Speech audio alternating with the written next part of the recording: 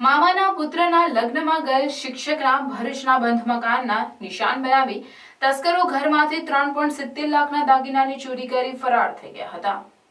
ભરૂચના મનુબર રોડ પર આવેલા સુકુન બંગલોઝ ખાતે ભાડેથી રહેતા નશીર અહેમદ અબ્દુલ અઝીઝ શેખનું મૂળ ઘર શહેરના વેજલપુર ખાતે રેહાન નગરમાં આવેલું છે।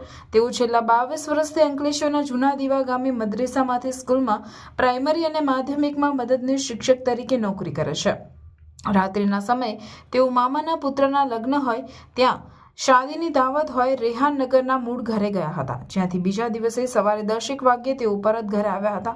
તેઓ દરવાજા પાસે જતા દરવાજાના હેન્ડલ પર કપડું ઢાંકેલું હોય તે હટાવી જોતા દરવાજાનું નકુચો તૂટેલી હાલતમાં હતું, તેમજ આસપાસમાં તપાસ કરતા ઘરની બહાર બૂટમાં તાળું પડેલું હતું, જેથી તેમણે ઘરમાં જઈ જોતા તમામ સામાન વેરવિખેર પડેલો હોય।